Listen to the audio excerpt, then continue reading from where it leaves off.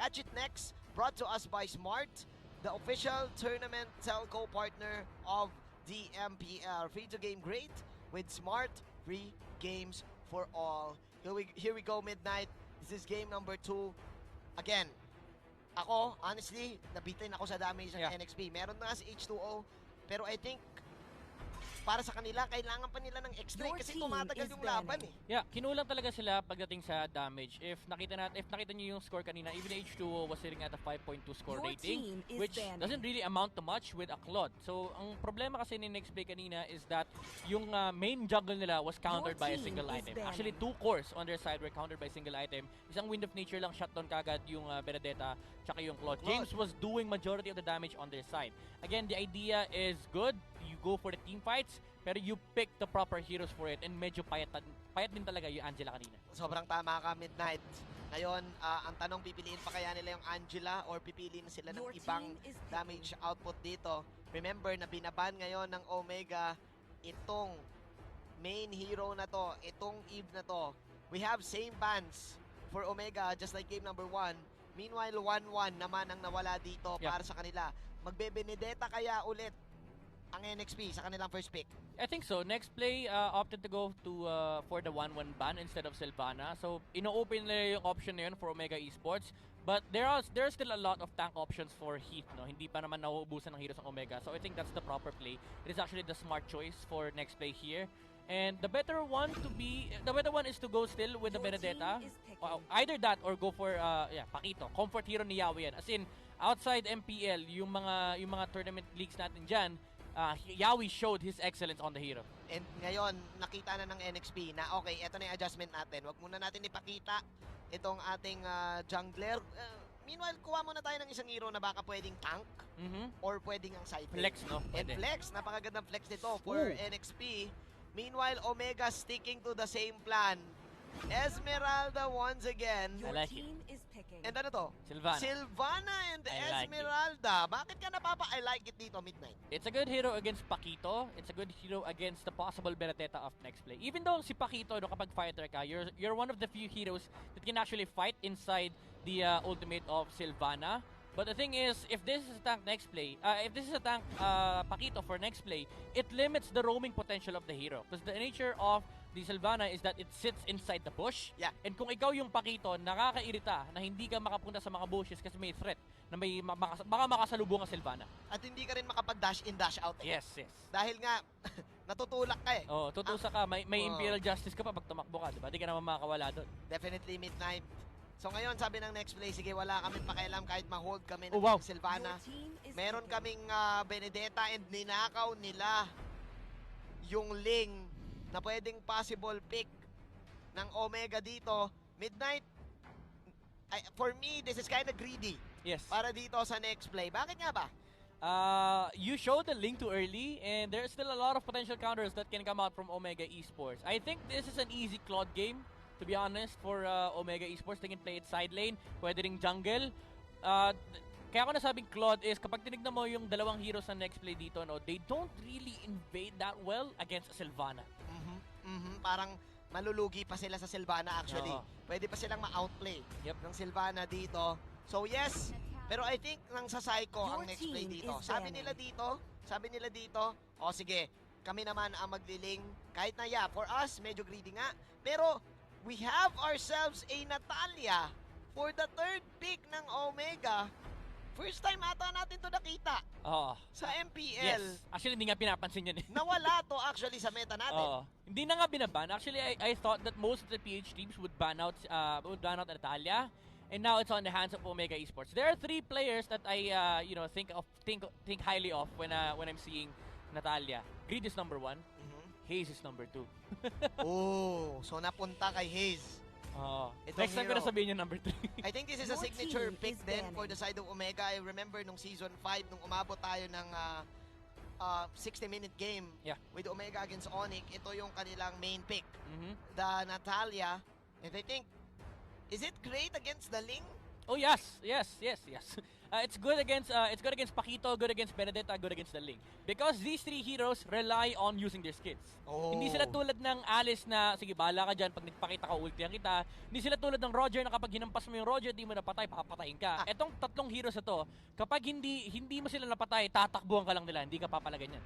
Kaya naman pala, no? Kasi itong mechanics to eh. Ang Benedetta, Ling, at saka ang Paquito eh. So with the Natalia, madidisrupt yung next play this time. Nalilimit yung effectiveness, yung effectivity nito tatlong heroes na to just because of the presence of Natalia. Add to that, hindi lang yung factor na kapag nawawala yung Natalia, baka hampasin ka niya. It also tells you na pag wala yung Natalia, there are certain moves in the map that you cannot make. Definitely, dahil kayang-kayang patumbahin ng Natalia ang Benedetta pag tama yung timing. Again, kayang pumalag ng Benedetta, pero talagang ano yan eh, psychohan yan. Yes. Psycho battle yan eh, kapag may kalaban kang Natalia. So kailangan mag-ingat ng next play dito dahil lagi nila itong iisipin. Moving forward tayo ngayon, Midnight. We have ourselves the Claude ban sa next play na foresee din nila yung possible Claude pick dito. Omega, ang hinihintay natin sa kanila ngayon ay junglers. Open pa ang Yishun Shin? Yes, open ang Yishun Shin, but I think the more feasible option for Omega Esports is to go for the Roger. Even though it's not one of their signature heroes, Roger is really good in this game because of the presence of the Natalia and the Sylvana. Imagine nyo na lang na kunwari, naka-snowball yung Omega Esports. Ang daming moves na nga na hindi pwede gawin ng next play, and ibibigay mo pa yung resources mo sa Roger na pwedeng mag-invade ng jungle nyo kasi nga hindi kayo pwede basta-basta gumalaw dahil may nagtatagong Sylvana sa bush at may nawawalang Natalia. At mukhang yun nga ang binan nila dito. Sayang. Oo, yun nga ang binan nila dito. Roger wins games kasi. Midnight. Kasi I think with the Natalia and the Sylvana na mapapapula, maamoy agad ni Roger. Tapos, yes, definitely. Game na agad eh. So I think that is a good adjustment para dito sa dalawang teams natin with next play banning the Roger. Pero ngayon, Midnight, Harit, napakabilis ng pick dito ng Omega. Alam nila nung binan yung Roger. O sige, yung isa na kagad. Ba't ka napapailing? Ba't ka napapalakpak dito? Kasi sa next play, kita mo na yung tatlong pwede mag-course. So, the idea is, against this lineup, you need 2 cores on the side of Omega. 1 jungler and possibly 1 marksman or a side lane mage. Now, Alice is out of the option. The remaining options are Yishun Shin and the Harith. So, as much as possible, pick the Harith. Kasi pwede pang kunin na next play yan. Kasi pwede pang mag-flex ang next play na gawing Paquito tank and then pick up the Harith for Rene J. So I really like the approach here from Omega Esports. It looks like Dale is still drafting on his team. Mukhang inaral talaga nila dito ang pwedeng i-draft ng next play. Oh, wow. Pero okay! Wow! It's back! Wow! Exhort ka dito. I like this. I love the draft pattern for both teams. Para dito sa next play, something new na makikita natin dito sa MPL. Pero medyo nostalgic to, Midnight. This is the championship kadita na meron si Exhort. He's been winning local tournaments with this hero na makikita natin ngayon. Natatapat sa may pagka-hybrid lineup para sa akin ng side ng Omega. It's a 50-50 draft. Honestly, these picks are perfect for both teams. Again, sinabi natin yung Yishun Shin tsaka Harith, yun talaga yung option for Omega. So immediately, pipick mo kagad yun kapag kaya mo. They snatch up the Harith para hindi makaw na next play. And perfect answer for next play. I think the Kadita and the Kai fits the lineup perfectly. And Kadita counters 4 heroes on the side of Omega with the exception of the Yishun Shin. Oh man, binanggit natin kanina yung lack of damage na meron sa next play, Midnight. This time, present na yon kapag umabot ng late game with the Kadita. And yes, nag-agree ako, yung Ocean's Oddity, huli kagad yung Harith sa loob ng Zaman Force. Kita mo kagad. Even yung Sylvana, shoot kagad yung Ocean Oddity, tapos mag-rampage in ka. Exactly. And I love the Akai pick just to make sure na kapag nag-Zaman Force si Harith, tulak mo lang palayo. Akala natin it's all over for the draft ng next play doon. Pero may onting bawi sila, but they're up against a team, Omega, na nasa momentum ngayon, na meron again, na Natalia, ni Heat this time ang gagamit, Midnight. Hindi si Haze. Actually, I like this approach. Kanina sa draft, iniisip ko, whether mag-mage ba yung Sylvana or magtatang. Kasi he needs a lot of sustain. Hindi pwedeng catch lang siya rito sa game na to. They need more damage kasi hindi reliable enough yung Harith and YSS sa early game. So if you're able to get that, then suddenly all 5 heroes on your side are threat against NXP. So medyo naiintindihan ko yung switch nila dito. Na instead of Haze playing the Natalia, Haze is now playing the Sylvana kasi magme-mage build si Sylvana this game. Yeah, mukhang damage ang gustong gawin dito ng Omega. Tsaka na muna tayo mag-tank build. Tsaka na muna tayo mag-sustain. Oo. Kailangan muna natin bigyan ng space ang ating mga core heroes para makakuha tayo ng early game aggression. Dahil Midnight, again, nag-agree ako sa'yo, AoE-centric stunts ang meron ang next play. Yes. So talagang kapag umabot late game, makagagaya niyan, pwede silang ma-out damage. Ang aga nung execute ni Heats, and I really love how Hayes is playing the lane against the Kadita as much as possible. Izo-zone mo siya para hindi siya makakuha ng XP. Now he's forced to go back to his base and may mamimiss siyang minion waves dito. So that means unang magle-level 4 si Hayes dito, which will be a big threat. But Heat is now being taken out by the Ling. At yun ang nagiging dilema kapag meron kang kalaban na isang Natalia. Lalo na't kapag hindi ka agad makakapatay ang Natalia. Yes, may scout kayong makukuha dito, but you don't want to give those skills na meron para sa side ng next play. So may onting kalamangan dito si H2 laban kay Had JZ. We're now looking at the matchup dito sa baba. Midnight, Toshi confident enough para gawin yung mga ganong movements. Grabe yung mechanics, no? Grabe yung mga micro skills. Talagang, ito yung mga type ng players na talagang hirap galawan sa lane nila. Kasi if you have certain moves, alam mong limited lang yung conditions mo para mahuli mo yung ganitong klaseng player. And knowing Toshi, he is one of the hardest players to take down on his lane. So may hirapan din talaga yung NXP contest ng Esmeralda na to. Ito yung mga tipong kabisado yung limits nung isang hero, alam niya kung cooldown. Actually, di na tumitingin sa cooldown. Alam ng daliri niya. Kabisado na yan. Meanwhile, the first turtle will go in the hands of Had GZ. At yun na nga yung sinasabi natin. Imperial Justice para dito kay Hayes. Sino mahuli ngayon? That is going to be Exort na hindi na makakapagpatubig. That is OMG winning that trade pare. Dalawa na wala sa side ng NXP. Renny J mag-abol dito. May heal para kay Curtizy dito. Renny J mapapadash in. Curtizy may zaman force pa pa. May crew-han. May crew-han. Synchro Vision out. As Renny J masyado ata nag-overstay dito. Heat, meron pa ba siyang execute? Yes, meron. Dash! Pero makikita dito si Heat ni Yahweh. Protektado dito si Renny J. Grabe yung laban na to, Midnight. Ganda ng block, no? Parang labanan ng labanan ng mechanics talaga, no? Pero I love the rotation from Omega Esports. They understand that the team fight for NXP now, this game is really, really weak. So kapag nag-group up sila, ang tanging punish lang is makakakuha ng further exchange skills ang NXP. But with the presence of Sylvana and Esmeralda on these fights, they have complete control. At dagdag pa natin dyan yung Mountain Shocker, no? Yung vision na pinoprovide ni Yi Sun-shin. It does help out the Natalia on taking out these informations against NXP. Definitely, Midnight. Actually, para sa side ng NXP, kahit papano, nakakabawi pa rin dito si H2.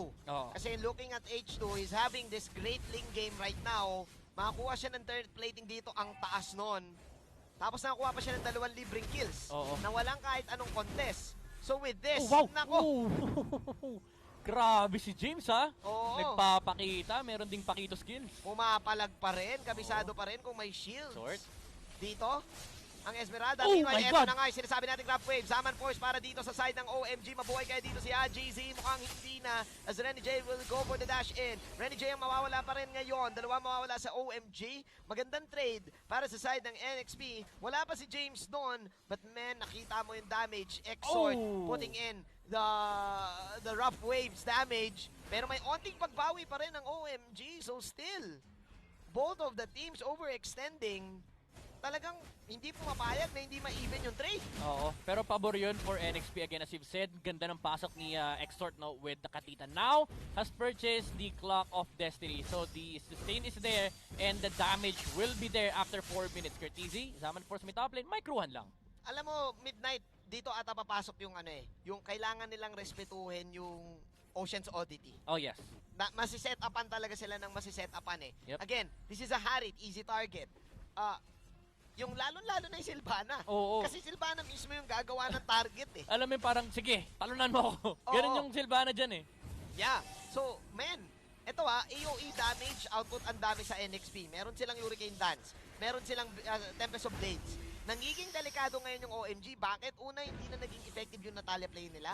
And unti-unti sila napipitas. Look at this. Even though lamang ang OMG sa pera, pero yun lang. Batuhan, Manjin. Batuhan pala. Alam mo, Mahina, walang galit. Oo, men, gusto ko sana sabihin na lumalamang ang NXP eh. Pero kasi nakakuha din yung OMG dito ng mga crucial pick-ups. Oh, kagain yan.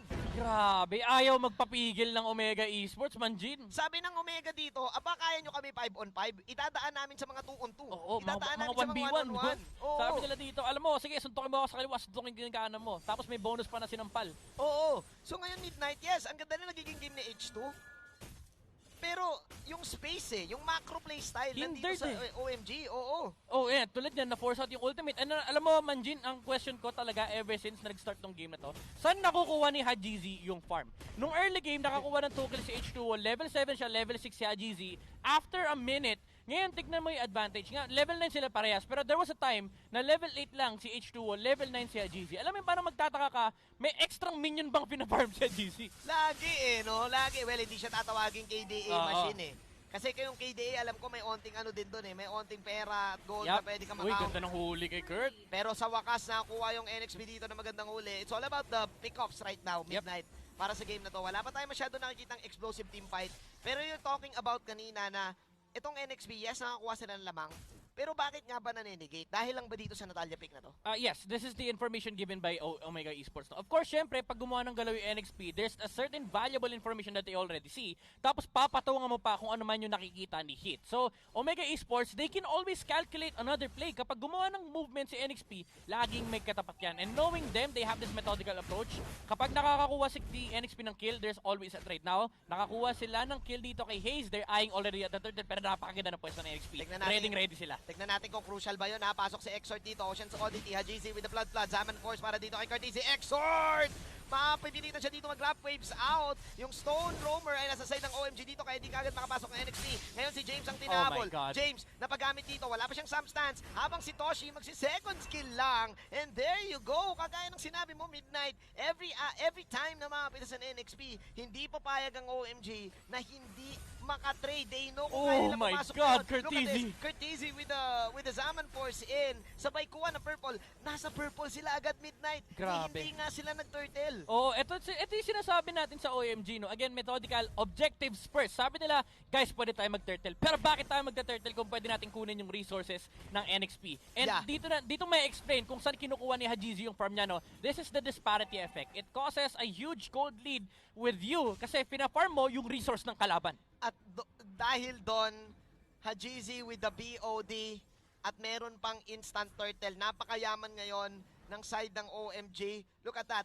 5K para kay Hajizi dito. Tama ka nga, Midnight. Maging ako nagtataka na. Saan niya nakukuha tong farm na to? Yes, H2O, may farm siya dito. Pero kasi 2-0-3-6. Good lane game Si Hajizi may death Yes, eto may top lane na si Hit. Mapapatay. Actually, nakuha ni Renege yung kill. Haji hindi makaka-rest back. Pero gusto ko lang i-highlight man, Gino, si Curtizi on that turtle contention for both teams. Yeah. Ang ganda ng ginawa niya. He forced out the ultimate from Exort. And he used the Zaman Force. Saka makakita ng Harit na hindi nagtitipid ng Zaman Force. And kinokondisyon yung sarili na, okay guys, counter tayo ng Kadita. 4 sa heroes natin mahihirapan pag hindi niya ginagamit yung ultimate niya. Puwersahin ko. Puwersahin mo. Pag nawala ng ultimate, laban tayo. Pasok tayo. Kasi again, I think yung Zaman Force, mas mabilis yung magiging cooldown nun laban sa Rough Waves. Yep. Kaya ang ganda nung ideology behind as to why he commits the Zaman Force. Talagang alam mo kung ano yung pinaforce niya. Ganda nung huli ni Yawi actually. Hajizi caught out here by the Akai. And Ling, 3-0-4 na si H2O. This is vintage Xiaowi at ito yung hinahanap kanina pa ng NXP, yung mga pa-isa-isang pitas lang. Anong bawi ngayon sa side ng OMG? Nako, may chance dito. Nice knock para kay James dito. Nawala si Curtizi. 3 na lang na sa side ng OMG. Yawi buhay pa din. Hit, hindi niya na magamit yung execute niya. James with a beautiful champ stance uppercut para dito kay Curtizi na wala ngayon yung 2 main cores ng OMG. Ito na ba ang chance ng NXP? Oh my God, look at this Pakito! Ginawa niya kay Curtizi kanina and Hayes is feeling the same thing. Ang ganda nung ginagawa ni James. Naka-purify sa Curtizi, mind you. Pwede niyang tanggalin yung knock-up ni Pakito. Pero ang ganda kasi nung spacing. After the first ultimate, uses the second skill to dash in, and hinintay niya yung Purify bago niya in-ultimatean ulit. And this is the perfect or flawless execution from James on this Pakito. Man, James 0-3 siya dito pero he's making the plays. Oh para sa my next play God. dito, unti-unting nagpo-pull up ang side ng OMG. Hindi lang si James, pati si Yawi. Pinag-usapan natin ito kanina, midnight na marami silang catch. Meanwhile, sabi dito ng Courtesy, eto na, babawi na kami. H2O, pasok ngayon. Ultimate Empress of Blades, mawawala ba si HGC dito? HGC na wala na din. Toshi, inatake nila yung orange man dito. Habang si Courtesy, tumatakbo pa rin. Toshi nasa depensa. Final blow para kay Renny J dito. Dash in. And Renny J will go for that kill. Pero tatlo ang nawala sa side ng, apat ang nawala sa side ng OMG. Toshi na lang ang natitira dito. Nandito pa rin si H2. Walang retribution. But midnight, pinag-usapan natin kanina yung mga catch. Yep. Ng NXP at nakikita natin yun ngayon. Alam mo, Manjin, sobrang commendable ni James this game. Sinabi mo na 0-3-7 si James on this Pakito, but he has been flawless with the execution and initiation for NXP. Following it up with the teammates that he has. Again, Omega Esports dito, they need to force out the ultimate from Exort. Pero sabi ni James dito, naisa nyo na kami kanina. Hindi na mauna si Exort. Ako na. Ako na mauuna. Alam mo pare, meron pa silang plan B eh. If ever na hindi tumama kasi dito, yung ultimate ni James, ang ginagawa nilang plan B, si Yawi, si Akai. Nakakadalawang hurricane dance na siya na maganda. And yung hurricane dance niya, hindi panguli ng dalawa, tatlo eh. Yes, bawal isa lang. Bawal isa lang. Ay, bawal dalawa, laging isa. Bawal dalawa. Dapat kahit sino actually, kahit sino makita nila, tinatanong ng kagad ni Yawi. And it goes to show na alam din kasi ng NXP na kapag naka--1 sila sa Omega Esports, it does give them the favorable position. Yeah. Tulad nito, kapag kulang sa numbers ang Omega Esports, they fight. Oh my goodness! Pero masyadong malalim doon para kay H2O. Maganda position ngayon ng side ng OMG. Renny J babalik dito. James nandito pa rin. Pero sinong masya-shutdown dito? That is the Kadita. Oh no! Nakay Toshi ang camera. Bakit pa di nyo ako pinag-uusapan? Ako ang Esmeralda at hindi ako napapatay. HGC ngayon, pulado. Pero sabi ni Toshi, eto na. Iwag natin ang tela. Naku, umikot din si Yawi. Sabi niya ako din may paikot-ikot. Pero sabi ni Toshi dito, pindot-pindot lang ng second skill. First skill, second skill lang. Sabi naman dito ni Courtesy, ako din. Ako marami ako pinipindot. Pero sabi ni Toshi, isa lang ang pipindutin ko. Second skill lang. Toshi, ladies and gentlemen, MVP kanina, the silent assassin for OMG.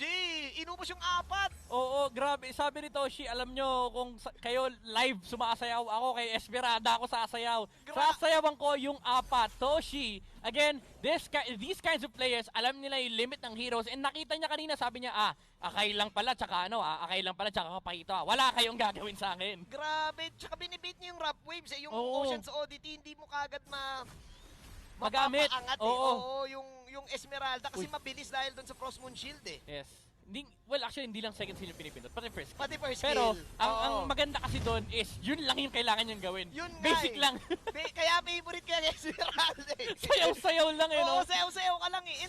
Hindi natin napapansin si Toshi. Hit! Man, look at this. Toshi, pumasok dito yung kanyang ultimate. Pero look at this, humaharap siya sa 4. Humaharap siya sa 4 dito. Men, and ganun siya katapang ngayon. Ganun ka-confident si Toshi, pare. Alam mo, Manjin, feeling ko ang comms ng Omega Esports ngayon ganito. Sinasabi lang ni Toshi, pre, walang damage, pre. Oo nga pre, walang damage, pre. Grabe, man. Etong Esmeralda, ilang beses na nerf to. Kung ito yung old school Esmeralda, ilang beses natin nakita na pumuti itong buhay ni Toshi. And laging nasa half health. Kapag nasa half health kasi may threshold na eh. Yep. Hindi na madadagdagan. Pero look at this tumabla na yung pera ni Toshi kay HGC. Yes, si H2 pinakamayaman ngayon. But I think NXP, what they need to do right now is to target the Esmeralda. Kailangan nila mapitas. One big problem that they have is, yun na nga ang kailangan nilang gawin is, uy my goodness, na-force out! Yung ultimate ni Ling. And now, the chance to take out the Esmeralda is finally gone. So, Omega Esports, they can actually fight this one out. Pero Ren and Jay going outside the base. Oh no, alam na to ng side ng OMG. And NXP, they're falling apart. 44 seconds down si Renny J dito. OMG just showing to us kung bakit sila ang representatives ng Pilipinas sa M2. And here we go. Zaman Force para dito kay Courtesy. Napakagandang naka para kay James dito. Pero look at this. Courtesy dancing with the stars. Dancing the night away. Yan si Toshi. Mawawala ngayon. Toshi nandito na naman. Naku po. Hindi pa rin siya Exort! dito pare. Exort na magiging main target dito. Napagandang Winter Truncheon para kay Hayes. Pero sabi niya, GC, tapusin na natin ang gera. It's time to end my goodness. 2-0 Omega defeating NXP and staying on on top. Wow, Manjin, I thought this series would have been really favorable for NXP because of their past showing, but Omega Esports still showed us na world contenders kami. World contenders kami, ano ba naman kayo? Relax lang. And then I think, sabi ng yung game na yon, that was a free game for the Esmeralda. And then, sobrang chill ng side ng Omega doon. Kaya yung ating winning moment na yon is brought to us by Head and Shoulders. Put your game face on and finally say goodbye to those awkward #itchagg moments. Thanks to Head and Shoulders, 100% dandruff free and itch free. Now, yung Yi Sun-shin, kapag naiipit siya, obviously, dun sila malulugi. Pero OMG just showing to us kung bakit sila ang represented free and itch free.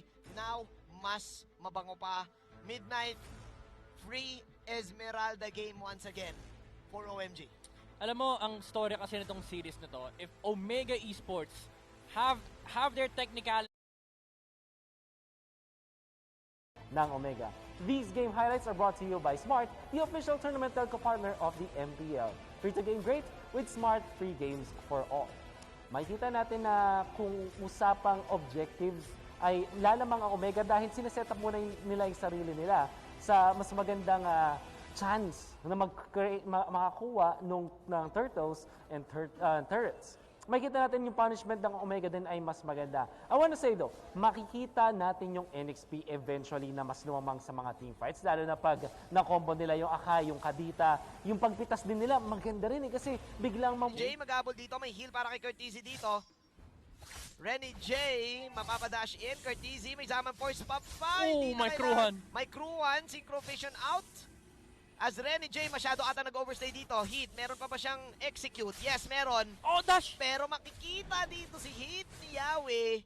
Protektado dito si Renny J. Grabe yung laban na to, Midnight. Ganda ng block, no? Parang labanan ng labanan ng mechanics talaga, no? Pero I love I love the rotation from Omega Esports. They understand that the team fight for NXP now, this game is really weak. So kapag nag-group up sila, ang tanging punish lang is makakakuha ng further exchange kills ang NXP. But with the presence of Sylvana and Esmeralda on these fights, they have complete control. At dagdag pa natin dyan yung Mountain Shocker, no, yung vision na pinoprovide ni Yi Sun-shin. It does help out the Natalia on taking out these informations against NXP. Definitely, Midnight.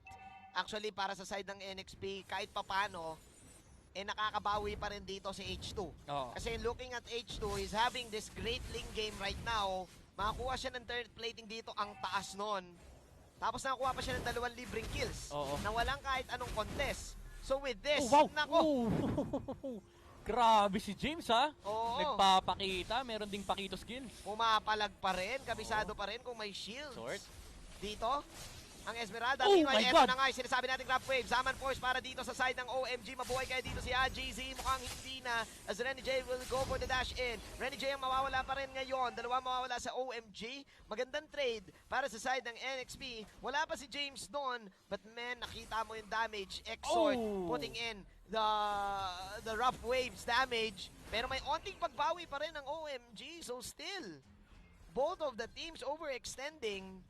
Talagang hindi pumapayag na hindi ma-even yung trade. Oo, pero pabor yun for NXP again. As you've said, ganda ng pasok ni Extort, no, with the Katita. Now, has purchased the Clock of Destiny. So the sustain is there and the damage will be there after 4 minutes. Curtizy, Zaman Force may top lane, may Kruhan lang. Alam mo, Midnight, dito ata papasok yung yung kailangan nilang respetuhin yung Ocean's Oddity. Oh, yes. Masiset upan talaga sila ng masiset upan Yep. Again, this is a Harit, easy target. Yung lalo-lalo na yung Sylvana. Kasi Sylvana mismo yung gagawa ng target Alam mo parang, sige, talunan mo ako. Ganun yung Sylvana dyan Yeah. So, man, ito AOE damage output ang dami sa NXP. Meron silang Hurricane Dance. Meron silang Tempest of Blades. Nangiging delikado ngayon yung OMG. Bakit? Una, hindi na naging effective yung Natalia play nila.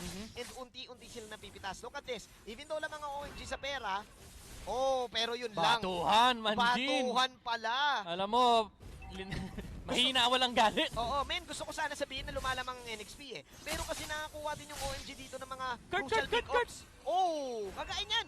Grabe, ayaw magpapigil ng Omega Esports, Manjin. Sabi ng Omega dito, aba kaya nyo kami 5-on-5, idadaan namin sa mga 2-on-2. Oo, idadaan mga namin sa mga 1v1. 1-on-1. Oo. Sabi nila dito, alam mo, sige, suntukin mo ako sa kaliwa, suntukin ko yung kanan mo. Tapos may bonus pa na sinampal. Oo. So ngayon Midnight, yes, ang ganda na nagiging game ni H2.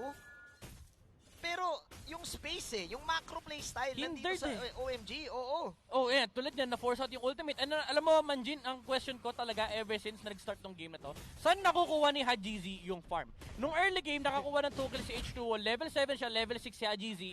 After a minute, ngayon, tignan mo yung advantage. Nga, level 9 sila parehas, pero there was a time na level 8 lang si H2O, level 9 si Hajizi. Alam mo parang magtataka ka, may extra minion bang pinafarm si Hajizi? Lagi no? Lagi. Well, hindi siya tatawaging KDA machine Kasi kayong KDA, alam ko may onting ano din doon may onting pera at gold na pwede ka Uy, makaunt. ganda ng huli kay Kurt. Pero sa wakas, nakuha yung NXP dito na magandang huli. It's all about the pickoffs right now, Midnight. Para sa game na to, wala pa tayo masyado nakikitang explosive team fight. Pero you're talking about kanina na itong NXP, yes, nakakuha sila ng lamang. Pero bakit nga ba naninegate? Dahil lang ba dito sa Natalia pick na to? Yes, this is the information given by Omega Esports. Of course, syempre, pag gumawa ng galaw yung NXP, there's a certain valuable information that they already see. Tapos papatungan mo pa kung ano man yung nakikita ni Hit. So, Omega Esports, they can always calculate another play. Kapag gumawa ng movement si NXP, laging may katapat yan. And knowing them, they have this methodical approach. Kapag nakakakuha si NXP ng kill, there's always a trade. Now, nakakuha sila ng kill dito kay Hayes. They're eyeing already at the third, pero napakaganda ng pwesto ng NXP. Ready sila. Tignan natin kung crucial ba yun Pasok si Exort dito. Ocean's Oddity, Hajizi with the Blood, Zaman Force para dito kay Curtis. Exort! Mapipilitan siya dito mag-lap waves out. Yung Stone Roamer ay nasa side ng OMG dito kaya di kagad makapasok ng NXT. Ngayon si James ang tinabol. James, napagamit dito. Wala pa siyang substance. Habang si Toshi magsi-second skill lang. And there you go. Kagaya ng sinabi mo, Midnight. Every time na makapita sa NXP, hindi papayag ang OMG na hindi makatrade. They know kung kaya nila pumasok. Oh my God, Curtizi. Curtizi with the Zaman Force in. Sabay kuha ng purple. Nasa purple sila agad, Midnight. Grabe. Hindi nga sila nag-turtle. Oo, ito yung sinasabi natin sa OMG, no? Again, methodical, objectives first. Sabi nila, guys, pwede tayo mag-turtle. Pero bakit tayo mag-turtle kung pwede natin kunin yung resources ng NXP? And dito may explain kung saan kinukuha ni Hajizi yung farm niya, no? This is the disparity effect. It causes a huge gold lead with you kasi pina-farm mo yung resource ng kalaban. At dahil doon, Hajizi with the BOD at meron pang instant turtle. Napakayaman ngayon ng side ng OMG. Look at that. 5K para kay Hajizi dito. Tama ka nga, Midnight. Maging ako nagtataka na. Saan niya nakukuha tong farm na to? Yes, H2O, may farm siya dito. Pero kasi 2-0-3 si H2O. Good lane game Si Hajizi may death Yes, eto may top lane na si Hit. Mapapatay. Actually, nakuha ni Renege yung kill. Haji hindi makaka-rest back. Pero gusto ko lang i-highlight man, Gino, si Curtizi on that turtle contention for both teams. Yeah. Ang ganda ng ginawa niya. He forced out the ultimate from Exort. And he used the Zaman Force. Saan ka makakita ng Harit na hindi nagtitipid ng Zaman Force? And kinokondisyon yung sarili na, okay guys, counter tayo ng Kadita. 4 sa heroes natin may hihirapan pag hindi niya ginagamit yung ultimate niya. Puwersahin ko. Puwersahin mo. Pag nawala ng ultimate, laban tayo. Pasok tayo. Kasi again, I think yung Zaman Force, mas mabilis yung magiging cooldown nun laban sa Rough Waves Yep. Kaya ang ganda nung ideology behind as to why he commits the Zaman Force. Talagang alam mo kung ano yung pinaforce niya. Ganda nung huli ni Yawi actually. Hajizi caught out here by the Akai. And Ling, 3-0-4 na si H2O. This is vintage Shawi at ito yung hinahanap kanina pa ng NXP, yung mga pa-isa-isang pitas lang. Anong bawi ngayon sa side ng OMG? Nako, may chance dito. Nice knock para kay James dito. Nawala si Curtizi. 3 na lang na sa side ng OMG. Yawi buhay pa din. Hit, hindi niya na magamit yung execute niya.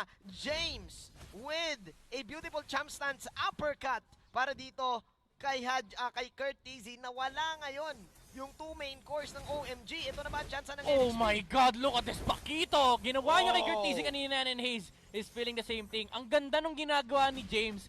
Naka-purify sa Curtizi, mind you. Pwede niyang tanggalin yung knock-up ni Pakito. Pero ang ganda kasi nung spacing. After the first ultimate, uses the second skill to dash in, and hinintay niya yung Purify bago niya in-ultimate na ulit. And this is the perfect or flawless execution from James on this Pakito. Men, James 0-3 siya dito pero he's making the plays Oh para sa my next play God. dito. Unti-unting nagpo-pull up aside ng OMG. Hindi lang si James, pati si Yawi. Pinag-usapan natin ito kanina, midnight na marami silang catch. Meanwhile, sabi dito na Curtisi, eto na, babawi na kami. H2O, pasok ngayon. Ultimate Empress of Blades, mawawala ba si Hajisi dito? Hajisi na wala na din. Toshi, inatake nila yung orange Kurt? dito. Habang si Curtisi, tumatakbo pa rin. Toshi nasa depensa. Final blow para kay Renny J dito. Oh! Dash in. And Renny J will go for that kill. Pero tatlo ang nawala sa side ng, apat ang nawala sa side ng OMG. Toshi na lang ang natitira dito. Nandito pa rin si H2.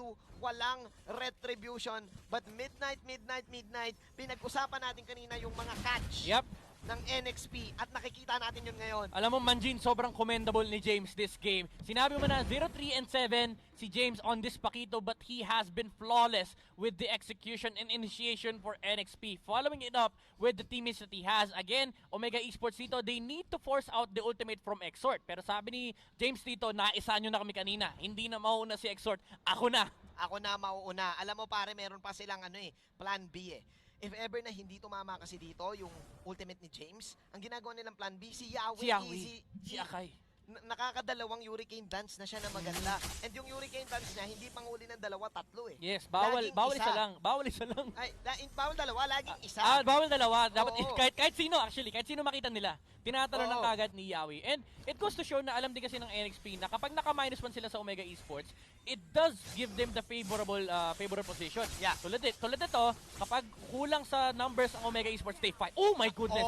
Pero masyadong malalim doon para kay H2O. Maganda position ngayon ng side ng OMG. Renny J babalik dito. James nandito pa rin. Pero sino masya-shutdown dito? That is the Kadita. Oh no! Nakay Toshi ang camera. Bakit pa di nyo ako pinag-uusapan? Ako ang Esmeralda at hindi ako napapatay. Hajisi ngayon. Pulado. Pero sabi ni Toshi, eto na. Iwag natin ang tela. Naku, umikot din si Yawi. Sabi niya ako din may paikot-ikot. Pero sabi ni Toshi dito, pindot-pindot lang ng second skill. First skill, second skill lang. Sabi naman dito ni Curtisi, ako din. Ako marami ako pinipindot. Pero sabi ni Toshi, isa lang ang pipindutin ko. Second skill lang. Toshi, ladies and gentlemen, MVP kanina, the silent assassin for OMG. Inubos yung 4. Oo, grabe. Sabi ni Toshi, alam nyo, kung kayo live sumasayaw, ako kay Esmeralda ako sasayaw. Sasayawan ko yung 4. Toshi, again, these kinds of players, alam nila yung limit ng heroes. And nakita niya kanina, sabi niya, Akai lang pala, tsaka Pakito. Wala kayong gagawin sa akin. Grabe, tsaka binibit niya yung Rap Waves. Yung Ocean's Oddity, hindi mo kagad magamit. Oo, yung Esmeralda kasi mabilis dahil doon sa Frost Moon Shield Yes. Actually, hindi lang second skill yung pinipindot, pati first skill. Pati first skill. Pero, ang maganda kasi doon is, yun lang yung kailangan niyang gawin. Yun basic lang. Kaya favorite ka ng Esmeralda Sayaw-sayaw lang Oo, sayaw-sayaw ka lang Hindi natin napapansin dito. Hit! Look at this. Toshi, pumasok dito yung kanyang ultimate. Pero look at this. Humaharap siya sa 4. Humaharap siya sa 4 dito. And ganun siya katapang ngayon. Ganun ka-confident si Toshi, pare. Alam mo, Manjin, feeling ko ang comms ng Omega Esports ngayon ganito. Sinasabi lang ni Toshi, pre, walang damage, pre. Oo nga Pre, walang damage, pre. Grabe, etong Esmeralda, ilang beses na na-nerf to. Kung ito yung old school Esmeralda, ilang beses natin nakita na pumuti itong buhay ni Toshi. And laging nasa half health. Kapag nasa half health kasi may threshold na Hindi na hindi na madadagdagan. Pero look at this tumabla na yung pera ni Toshi kay Hajisi. Yes, si H2 pinakamayaman ngayon. But I think NXP, what they need to do right now is to target the Esmeralda. Kailangan nila mapitas. One big problem that they have is, yun na nga ang kailangan nilang gawin is, oh my goodness, na-force out! Yung ultimate ni Ling. And now, the chance to take out the Esmeralda is finally gone. So, Omega Esports, they can actually fight this one out. Pero Renny J going outside the base. Oh no, alam na to ng side ng OMG. And NXP, they're falling apart. 44 seconds down si Renny J dito. OMG just showing to us kung bakit sila ang representatives ng Pilipinas sa M2. And here we go. Zaman Force para dito kay Curtisi. Napakagandang naka para kay James dito. Pero look at this. Curtisi dancing with the stars. Dancing the night away. Curtisi mawawala ngayon. Toshi nandito na naman. Naku po. Hindi pa rin siya talaga damage dito, pare. Exort na magiging main target dito. Napakagandang winter truncheon para kay Hayes. Pero sabi niya, GC, tapusin na natin ang gera. It's time to end it. My goodness. 2-0. Omega defeating NXP and staying sitting on top. Wow, Manjin, I thought this series would have been really favorable for NXP because of their past showing, but Omega Esports still showed us na world contenders kami. World contenders kami, ano ba naman kayo? Relax lang. And then I think, sabi ng yung game na yon, that was a free game for the Esmeralda. And Oo. then, sobrang chill ng side ng Omega doon. Kaya yung ating winning moment na yon is brought to us by Head and Shoulders. Put your game face on and finally say goodbye to those awkward #HAGG moments thanks to Head and Shoulders.